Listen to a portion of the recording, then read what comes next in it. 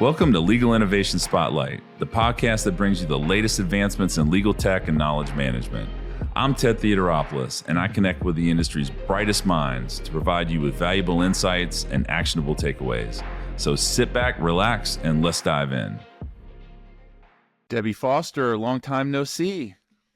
It's been forever, like at least an hour. Yeah, and we're going to see each other again at a conference in like a week and a half. So yeah, you're going to be sick of me by the time this is all said and done. Yes, probably not, because I love talking to you, and I feel like we just talked about doing something for 20 minutes and decided we could have talked about it for 3 days. So I won't be sick of you. I'm sure of it. Good answer. Good. I like that answer. Well, before we, you and I have known each other for a really long time, and I met you at ABA Tech Show. We were trying to figure it out the last time we spoke, but it was at least 12 years ago because I remember who was working for me, maybe even 13. So long time. And I've seen, you're the CEO at Affinity Consulting. I've seen you grow that business significantly, and it's been fun to watch. But why don't you introduce yourself? Tell us, who you are, what you do, and where you do it. Sure. So Debbie Foster, CEO of Affinity Consulting Group. We are a consulting firm that focuses on helping law firms think differently about how they get their work done, which a lot of times, most of the time, involves the technology that they use, whether they can use what they have better or they're looking for something new.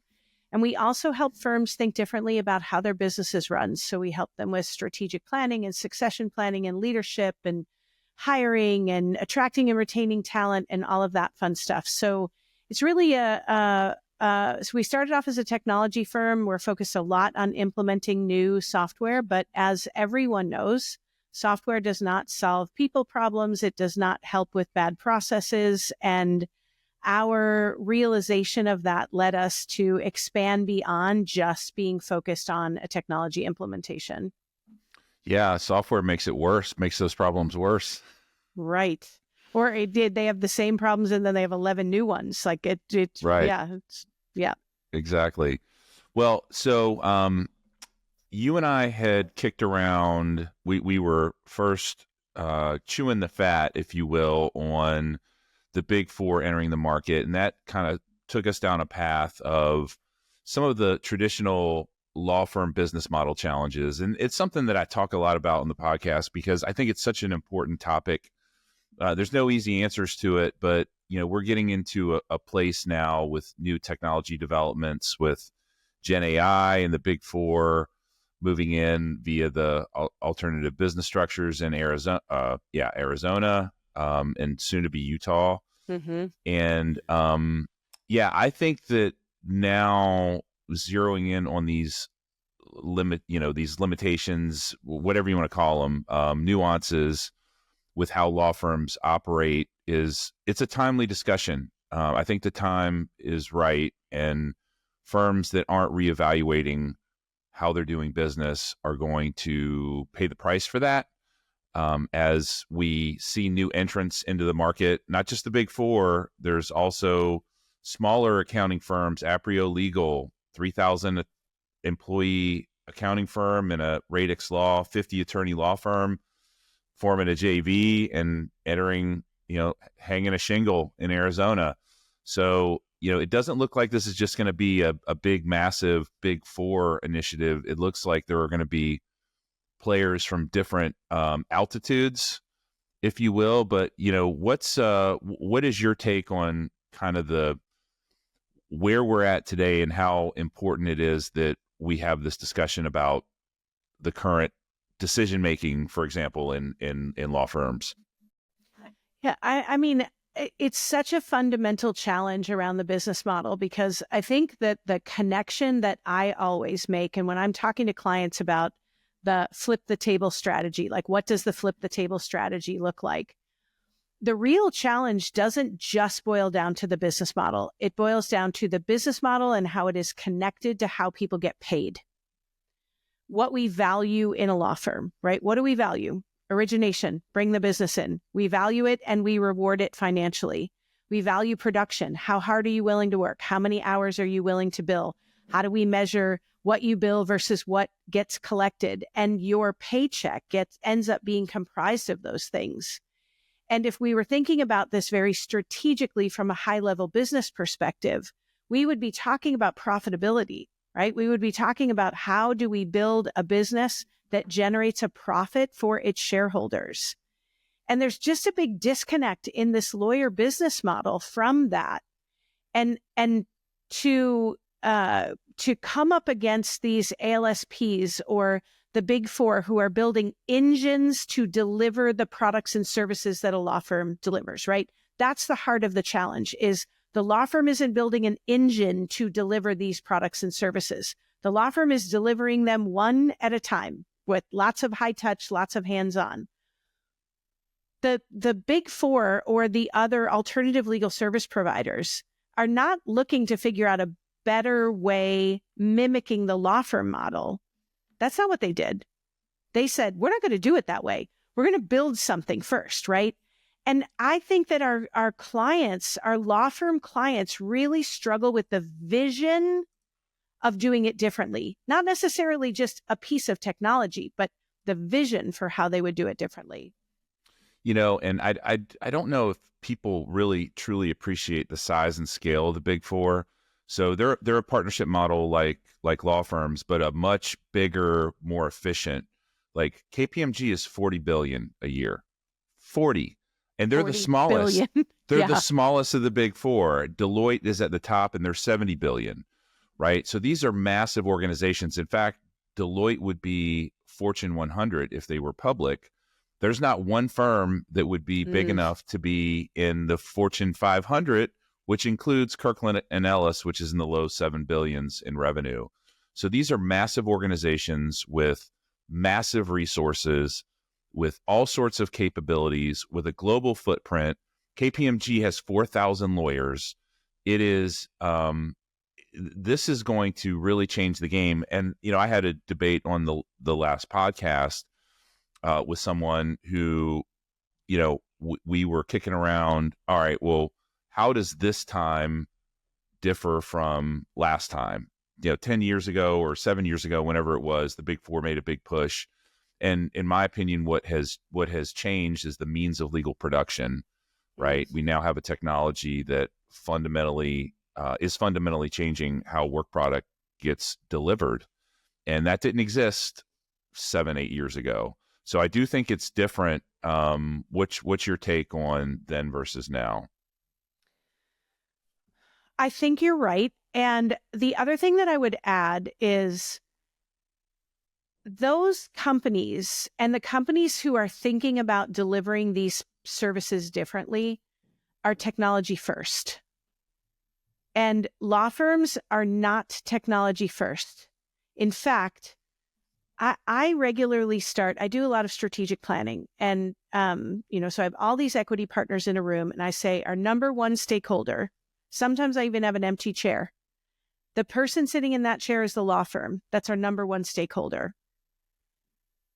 When you're thinking about building a business, you can think about it, building a traditional business. You can think about your business being the number one stakeholder and figure out how that personally benefits you. The law firm doesn't do it like that. And that is another nuance advantage, that the willingness to put the business as the number one stakeholder. I don't see that a lot. Like, and part of it is you might sit in a room with 25 equity partners and 5 of them are willing to put the business as the number one stakeholder, but 20 of them don't know what that even means. Yeah. And, you know, there are fundamental truths in the legal industry that make it difficult. You know, the cash basis nature of law firms and the difficulty, you know, getting capital projects through, the short retire, you know, well, usually at the most senior levels, their retirement horizons of the XCOMs members are in sight. You know, the fact that law firm partners can pick up and move to another firm and take their book of business with them.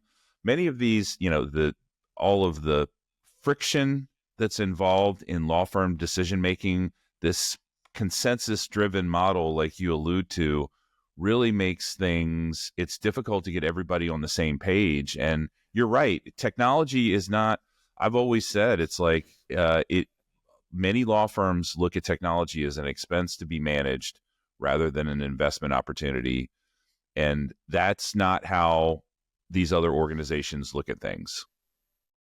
For sure. And the expense to be managed is also like, good businesses manage their expenses, but the way that they manage the expenses, and I see the wheels turning. How much is that going to cost? $100,000. They look around the room. They're like, 2, 3, 4, 5, 6, 7, 8, right? Like divided by that many, divided by $100,000 divided by that many. That's how much it's going to cost me to make that happen, right?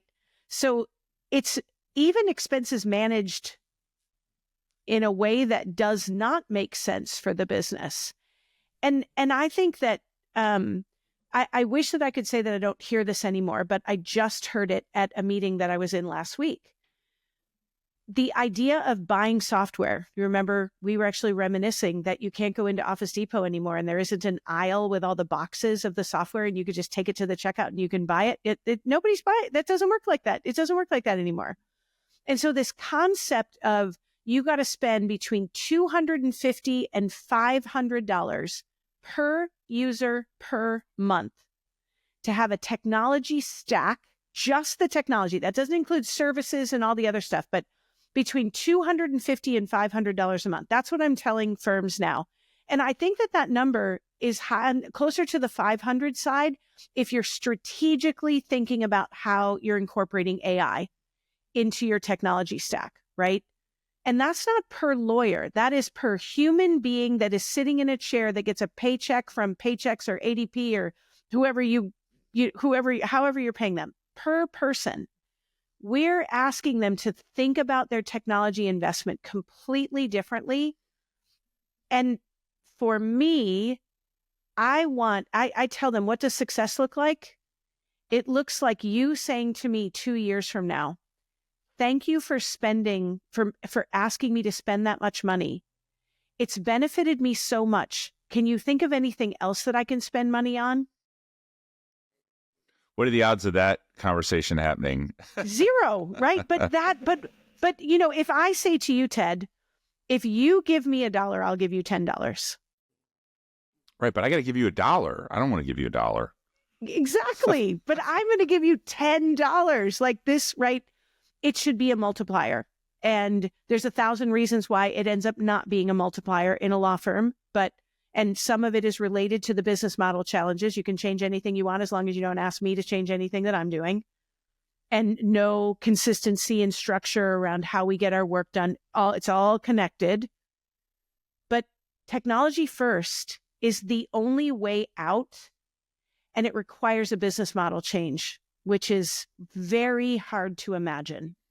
It is. It is indeed. Yeah, because it requires cultural change, and that's the hardest kind of change. You and I were talking last time about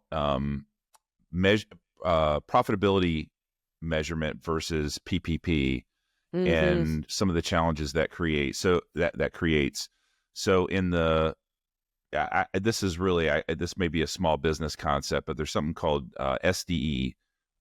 Shareholder discretionary earnings, which is basically, as a business owner, it's your W-2 income plus your distributions, and that's your SDE. And like for M&A purposes in the small business world, that's really what you look at when you're looking at the value of a business, right? It's if I take a below market salary to inflate my bottom line, that doesn't make the business more valuable because the acquiring party has to replace this role and pay market. So what are some of the challenges that the way it currently happens creates? So I'll start with a concept that you're very familiar with because you work with law firms. Can you tell me how other people are doing it? Right? So comparison is a thief, right? It's just a thief. We want to know how everybody else is doing it. So everybody else in air quotes is measuring profits per partner.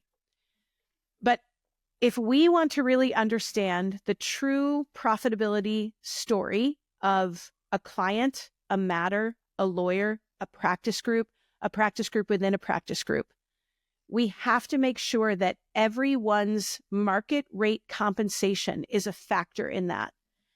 The equity partners sitting around a boardroom table are not free to the organization, and profits per partner suggests that they might be, and they're just not.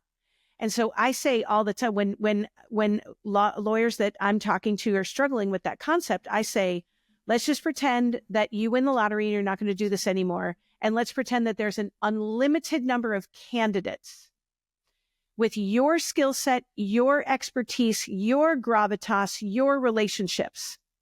I'm going to hire them as an employee because they would not want to be an equity partner. They're a lawyer. They do not want to be an equity partner. How much do I have to pay them?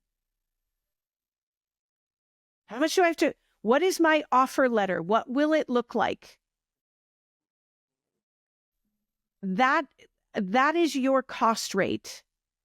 And so if you really want to know profitability, we got to get to that number for everybody. And, some firms that I work with have figured that out and have said, like, every equity partner, I work with a firm in Miami, every equity partner has a $350,000 a year cost rate. That is factored in when they're doing profitability. That's the number. But I look around that room and I'm like, if I had to replace you, it's going to cost me more than $350. And I have to replace you, it's going to cost me less than $350 because you're like a service equity partner. You don't have a book of business. You're not kissing babies and shaking hands. How do we really think about that differently? And I think that is a big challenge. And the bigger law firms get, I think the harder that is. Yeah.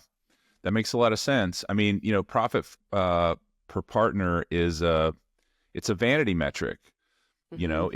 It's public, right? It's on the AmLaw list, and you on the list, yeah. You can sort by it, and you can see who's at the top.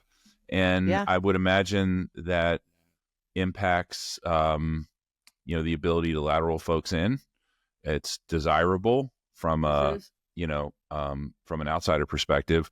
What about another topic we kicked around, which is one I talk about a lot too, is professional management and the business of law, and like how they're not always empowered the way that might maximize effectiveness. And, we see it in certain roles like innovation, which is a big, obviously it's in the name of the podcast. We talk a lot about innovation, and, sometimes I've seen a whole lot of different approaches.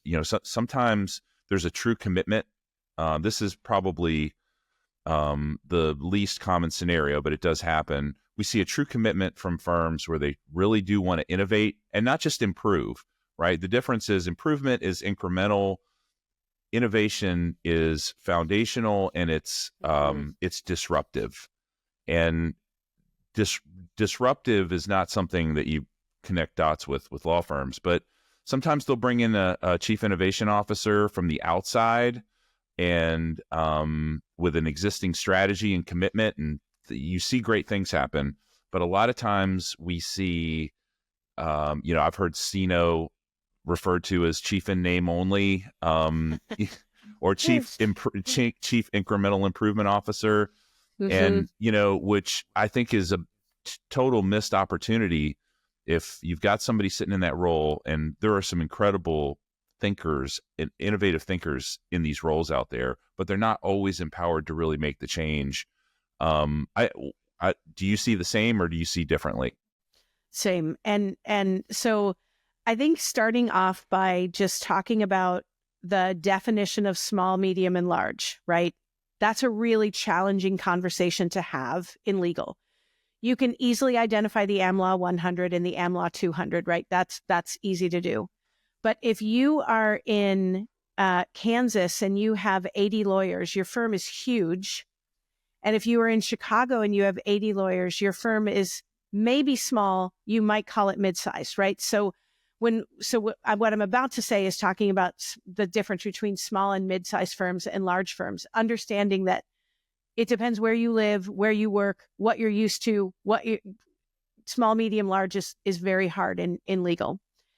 Having said that, my experience, and I do a ton of work with the ALA, the Association of Legal Administrators. And so I know a lot of COOs and I've heard a lot of their stories. And the larger the firm, it generally speaking, the more authority they have around parts of the business.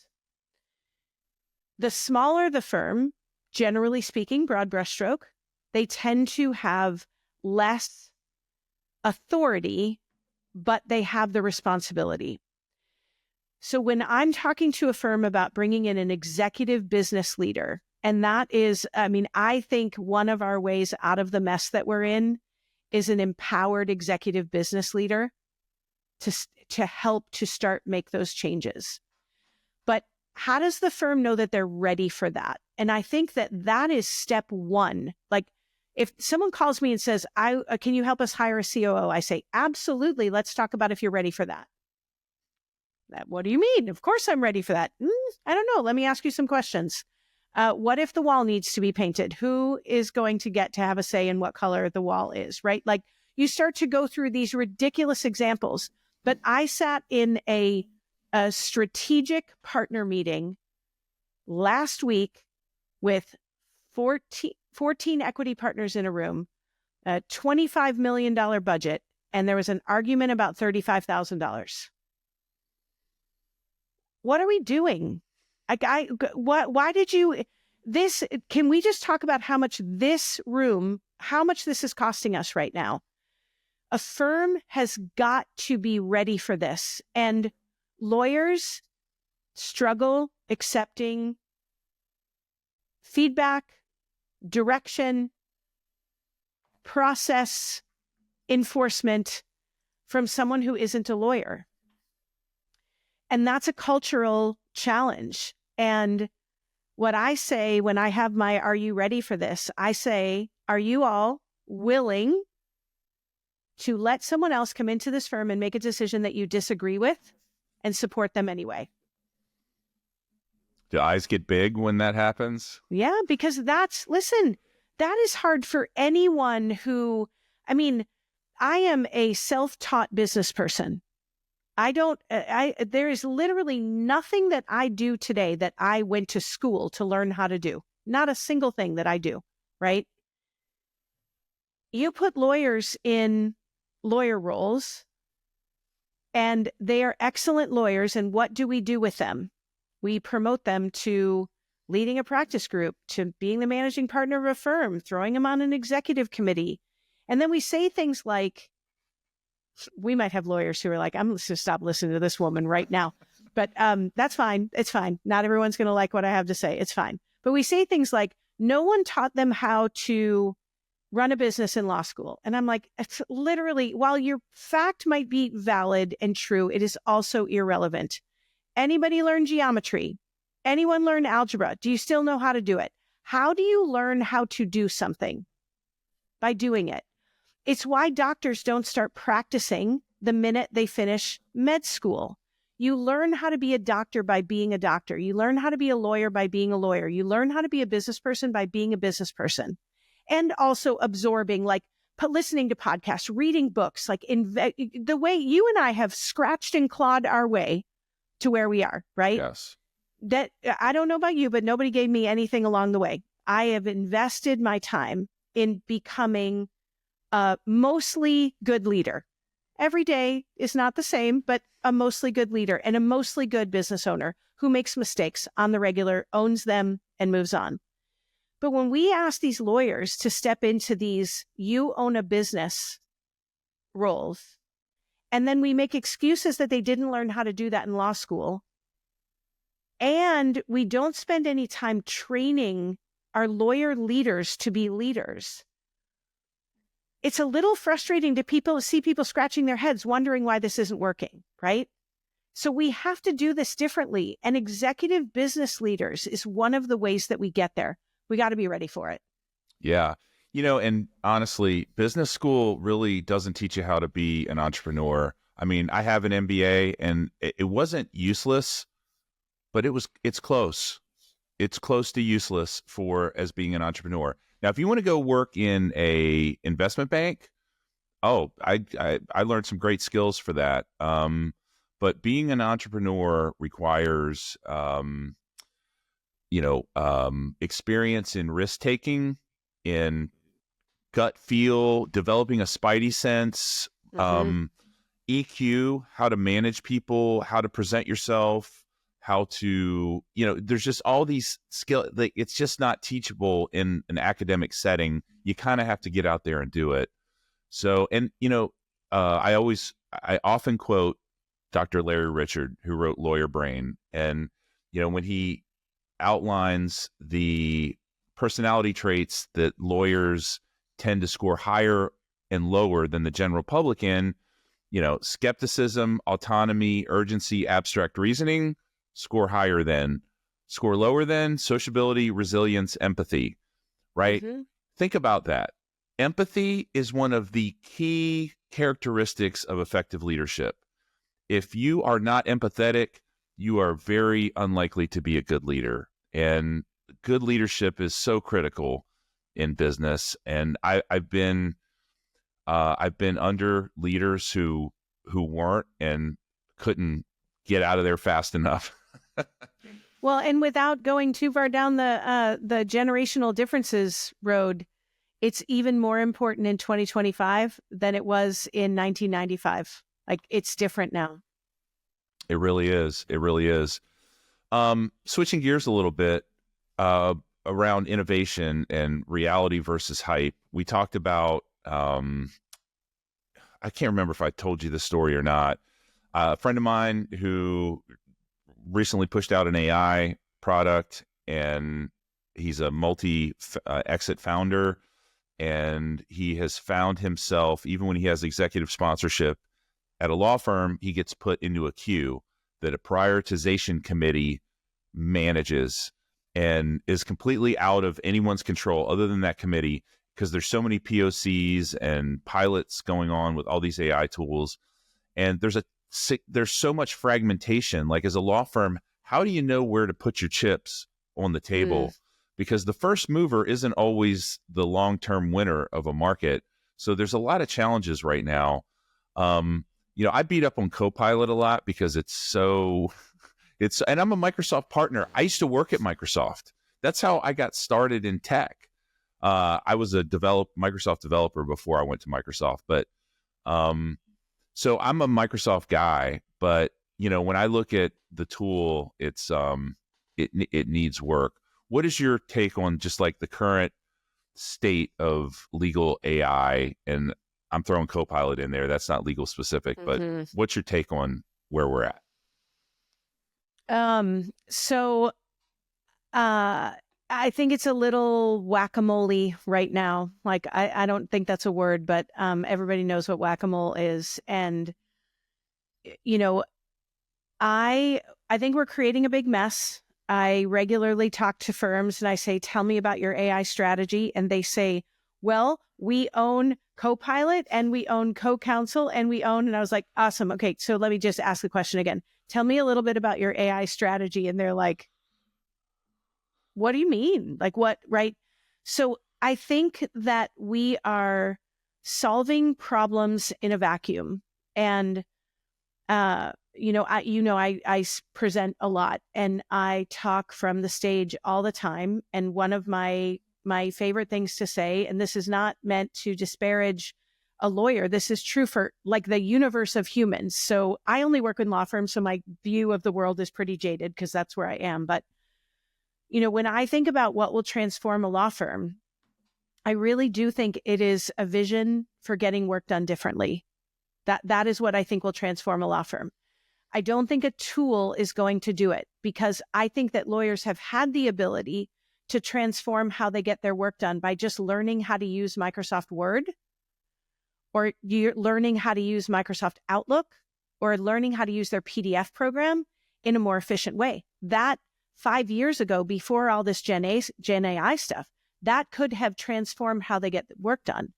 And then I'm sure you've heard the stories as I have. I tried that program, insert AI tool here, and it didn't work for me.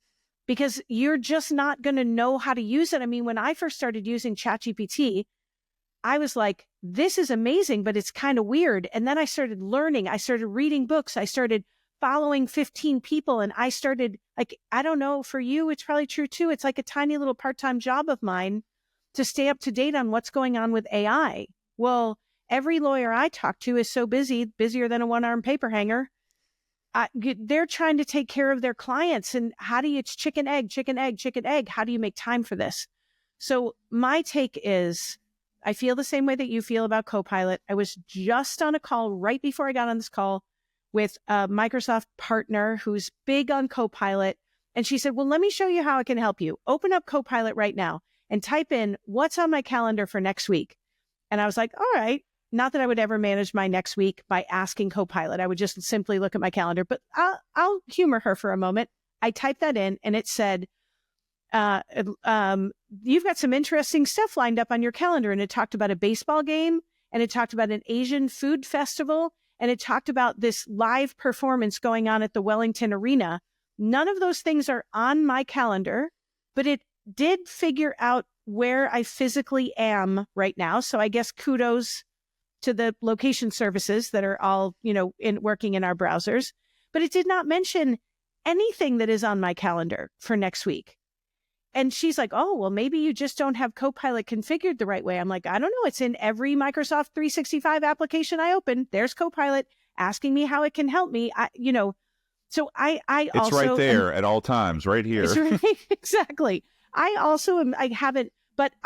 ChatGPT, and you could insert Claude or, whatever your tool of preference, has changed the way that I get work done from a strategy and thought partner perspective. 100%. I don't, if you took it away from me, I'd be like, I'm gonna go work at Target. I don't want to do this. Yeah. So you and I are doing another podcast with Ilta, and I swear it was 3 minutes before the call. I was like, oh, wow, what we're talking about. I just had a conversation and I have the recording. I downloaded the transcript within 3 minutes, and you saw the output, and it was amazing. I asked Claude, in fact, I still got it up. I said, summarize the points that Keith and I discussed related to the Big Four and KPMG entering the U.S. legal market.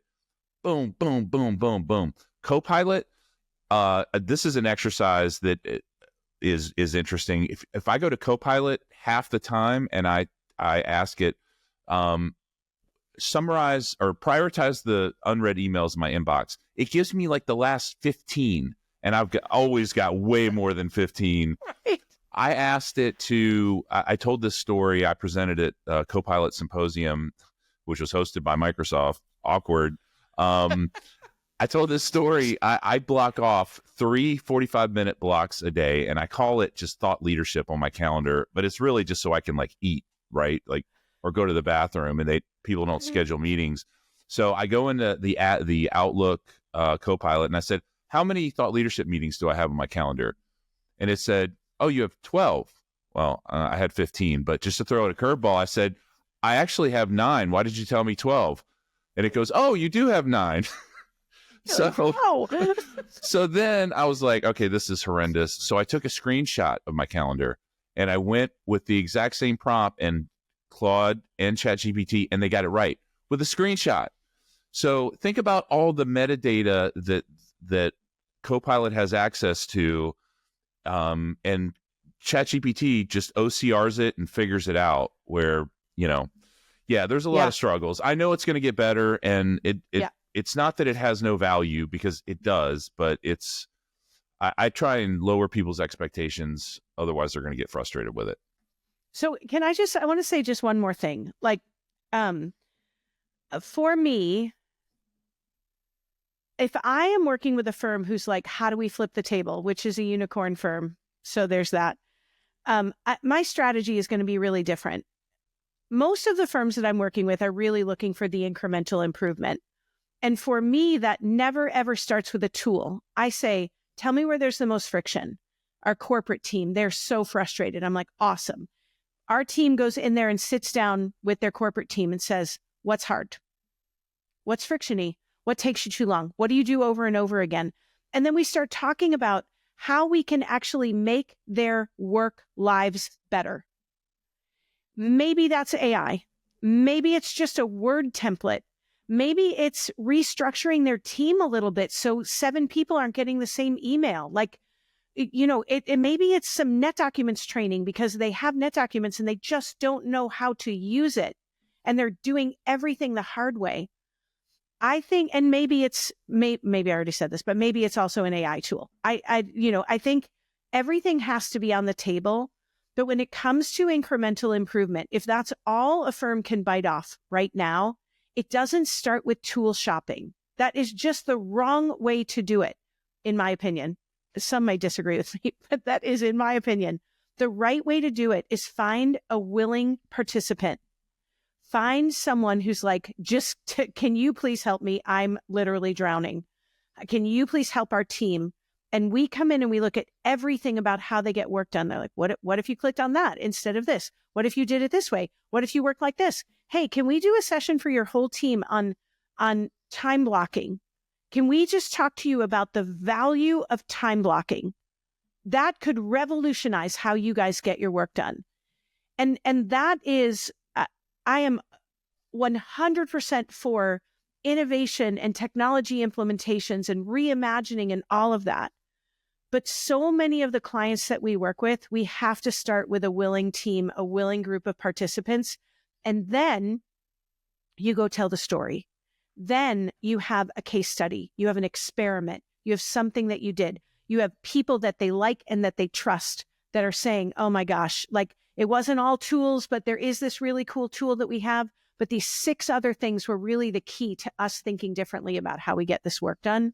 And if I had to give someone a piece of advice of like, what will you do next? I don't even care. Like, this can just be a generic, what should you do next? That's what you should do. Find somebody who's willing to innovate, who's willing to be iterative, who's willing to think differently about getting their work done and say, let's sit down and brainstorm. How do we think about this differently? It's interesting. Yeah, I spent 10 years at Bank of America. So I've been an entrepreneur for 32 years, an operator for 22 of those, 9 at Bank of America. I was at Microsoft for 1. And did you start all of this when you were 4? Yeah, exactly. Wink, wink. I'll take flattery will get you everywhere, Debbie.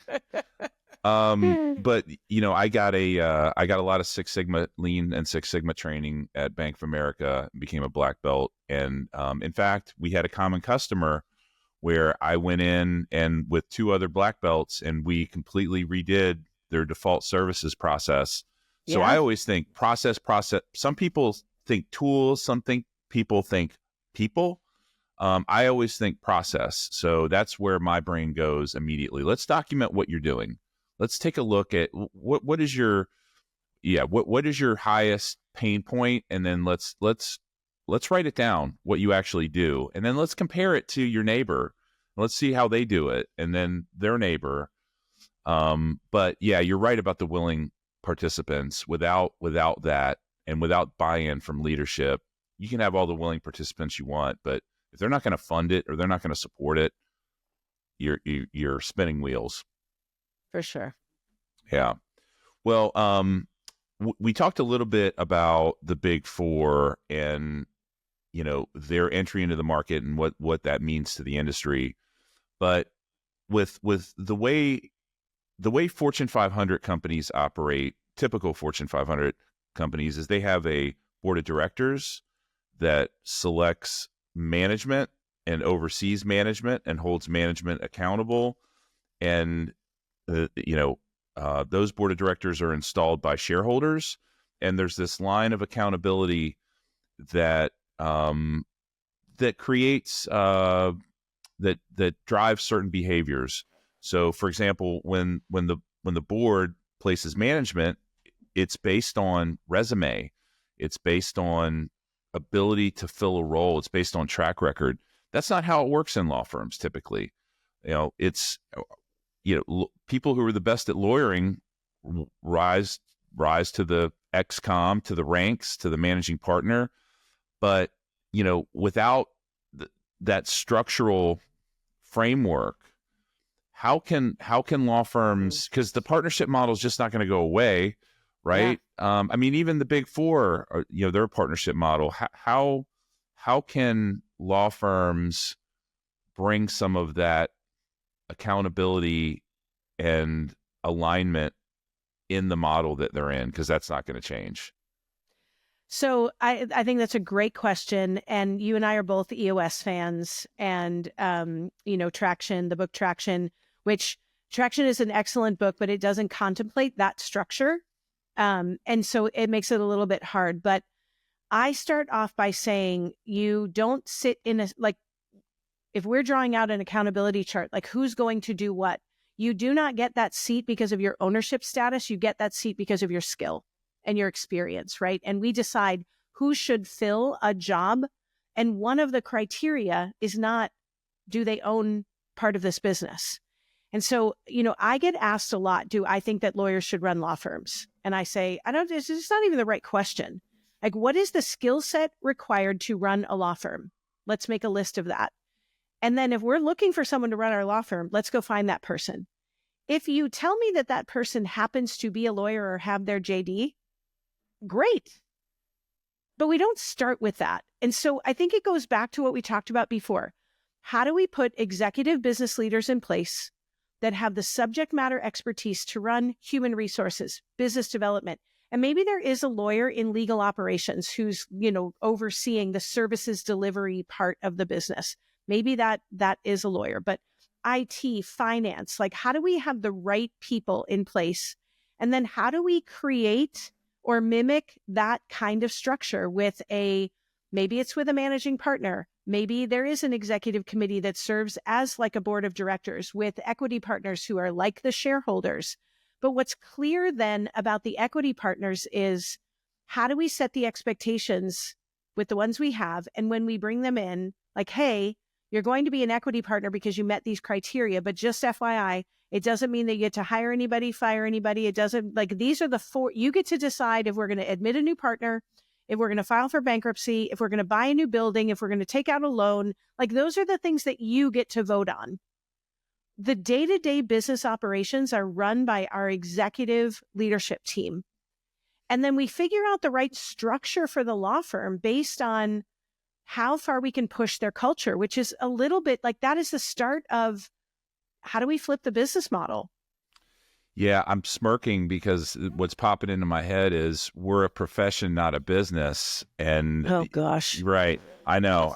That is that holds the industry back. It does. It really does. I mean, the practice informs the business and the business informs the practice. They are very tightly coupled and hopelessly intertwined, and you can't have one without the other.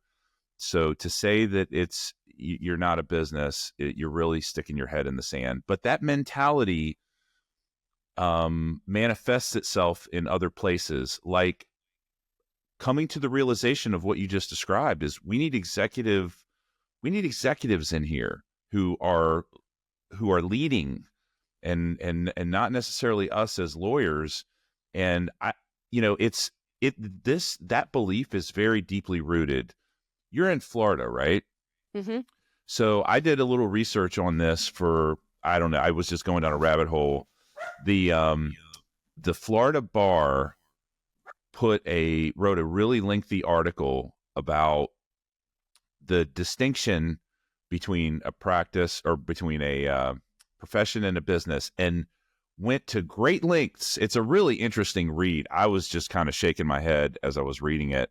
I need to find that. Yeah, it's if you want to Google Florida bar profession versus business, it'll probably come up. But the Bar Association is also propagating this distinction that I think doesn't serve the industry, because we got to think about this like a business, especially now that we have real businesses coming in, Fortune 100 businesses that you're going to be competing with really soon. You agree? Well, and I totally agree. And one last thing I'll say about that. It is down to small little things like a HR director or a chief HR officer putting out a policy and a paralegal not liking it and going to their lawyer, the lawyer that they work for, and saying, I don't want to do that. And the lawyer saying, don't worry about it. You don't have to follow that rule. Like it's that kind of undermining.